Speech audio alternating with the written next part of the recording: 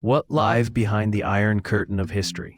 Few know the tumultuous journey of J. Edgar Hoover, the enigmatic first director of the FBI. Starting as a government clerk, he revolutionized the Bureau into a powerful crime-fighting organization.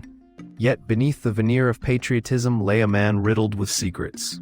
Hoover used questionable tactics, including spying on civil rights leaders, to maintain his grip on power.